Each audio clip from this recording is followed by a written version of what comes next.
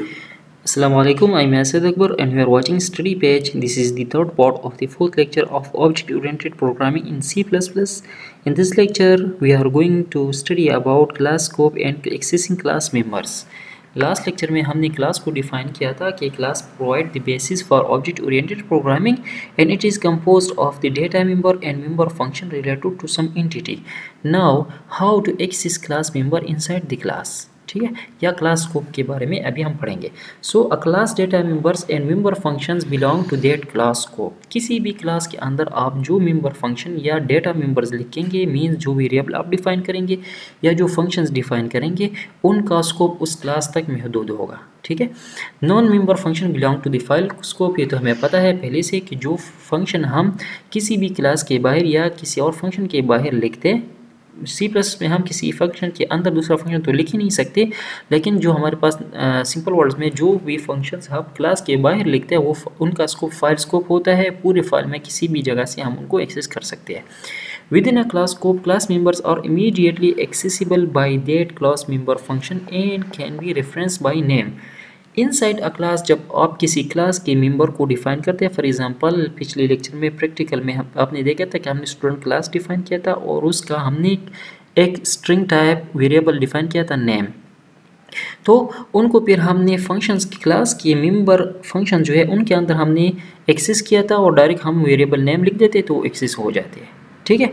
Member function of a class can be overloaded. आप किसी class के मेंबर फंक्शन को ओवरलोड भी कर सकते हैं, but only by other member functions of the class. ठीक है. मीन्स आपने एक क्लास का मेंबर फंक्शन ले लिया तो आप उसी नाम से उस क्लास के अंदर दूसरा फंक्शन लेंगे, तब ये हमारे पास ओवरलोड होगा. For overloading we provide prototypes and separate function definition for each version of the function. Overloading का पहले से आपको पता है कि ओवरलोडिंग में हम क्या करते हैं, किसी एक फंक्शन को उस नाम से दोबारा डिफाइन करते हैं with different number of parameters. ठीक है. Variable define in a member function have function scope. जो भी वेरिएबल हम फंक्शन के अंदर लिख देते हैं तो उसका स्कोप उसी फंक्शन तक लिमिटेड होता है, और ये भी आपको पहले से पता होना चाहिए. ठीक है. तो देखिए यहाँ पर आपने फॉर एग्जांपल एक वेरिएबल क्लास के अंदर लिख दिया और दूसरा वेरिएबल अपने फंक्शन के अंदर लिख दिया, तो एक स्कोप जो है वो पूरी क्लास के लिए होगा, दूसरे का स्कोप सिर्फ उसी फंक्शन तक महदूद होगा. If a member function defines a variable with the same name as the variable with the class scope, the class scope variable will be hidden by function scope variable in that function. अगर आपने एक variable ले लिया किसी name से inside the class और same अपनी member function के अंदर ले लिया, तो क्लास स्कोप का जो वेरिएबल है वो हिडन होगा inside that function. For example आपने क्लास ले लिया, फॉर एग्जांपल यहाँ एक क्लास लेते हैं, फॉर एग्जांपल STD स्टूडेंट का एक क्लास है. ठीक है. और इसके अंदर फॉर एग्जांपल आपने ले लिया इंट a, एक वेरिएबल आपने ले लिया, फिर आपने यहाँ पर कोई फंक्शन डिफाइन कर दिया. ठीक है. और फंक्शन के अंदर आपने फॉर एग्जांपल फ्लोट a ले लिया, तो फंक्शन के अंदर जब आप a यूज़ करेंगे, ठीक है, a वेरिएबल, तो ये फ्लोट वाले वेरिएबल रेफर होगा, ना कि ये वाला. ठीक है. जो इंट वेरिएबल है जिसका क्लास स्कोप है ये फंक्शन के अंदर हिडन होगा. Such a hidden variable can be accessed by using scope resolution operator preceded by the class name. अगर आपको बाहर वाला वेरिएबल चाहिए तो आपने फिर इसी सिंटेक्स को यूज़ करना होगा.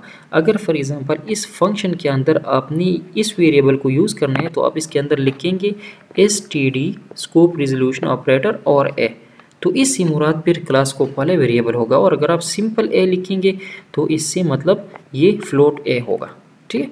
सो A hidden global variable can be accessed using unary scope resolution operator. अगर आप ये आपने कोई वेरिएबल लिया है outside of the class, means global variable है, और आप उसको क्लास के अंदर यूज़ करना चाहते हैं और क्लास के अंदर आपने सेम नेम से दूसरा वेरिएबल लिया है, तो आपने फिर यूनरी स्कोप रेजोल्यूशन ऑपरेटर और वेरिएबल नेम लिखना होगा, तब बाहर वाला ग्लोबल स्कोप का जो वेरिएबल है वो एक्सेस होगा. ठीक. Okay. Accessing class members outside the class. अभी आउटसाइड ऑफ द क्लास हम क्लास मेंबर को किस तरह एक्सेस करेंगे. ठीक है. So outside a class scope, class members are reference through an object name, a reference to an object और a pointer to an object. Outside of the class आप class member को access करते हैं तो इसके लिए ज़रूरी है कि आप क्लास का कोई ऑब्जेक्ट लें या क्लास के ऑब्जेक्ट का कोई रेफरेंस ले, या क्लास के ऑब्जेक्ट का क्लास के टाइप का कोई पॉइंटर ले, उसके थ्रू हम कर सकेंगे। ठीक है। So the operator use to access class members are identical to operator use to access structure member. Structure हमने पढ़ा था, स्ट्रक्चर मेंबर को हम किस तरह एक्सेस करते थे, हम स्ट्रक्चर नेम लिख देते, फिर डॉट लिख देते, फिर मेंबर नेम लिख देते। या अगर स्ट्रक्चर टाइप के हम कोई पॉइंटर लेते हैं तो स्ट्रक्चर नेम लिखते हैं, फिर एरो ऑपरेटर और फिर मेंबर नेम। सेम इसी तरह हम यहाँ पर लिखेंगे।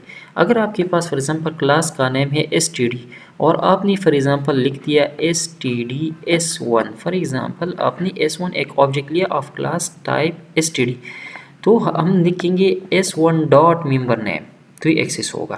या अगर आपने पॉइंटर ले लिया for example std static s1, तो s1 एरो ऑपरेटर और मेंबर नेम। ठीक है। तो हमारे पास या तो हम एक्सेस ऑपरेटर डॉट के साथ एक्सेस करेंगे या एरो के साथ। So the dot member access operator is combined with the object name और with the reference to the object to access object members.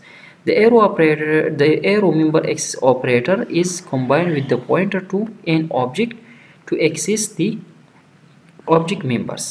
ठीक है। अगर आपने नॉर्मल ऑब्जेक्ट या रेफरेंस लिया है तो हम डॉट के थ्रू मेंबर एक्सेस करेंगे, और अगर आपने कोई पॉइंटर लिया है ऑफ क्लास टाइप तो फिर हम यूजिंग एरो ऑपरेटर मेंबर को एक्सेस करेंगे। और लास्ट लेक्चर में प्रैक्टिकली जो हमने एग्जांपल किया था उसमें हमने डॉट मेंबर के थ्रू मेंबर फंक्शंस को एक्सेस किया था और आप लोगों ने देखा था।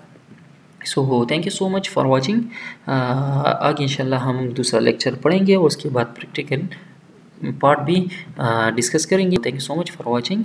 अल्लाह हाफिज़।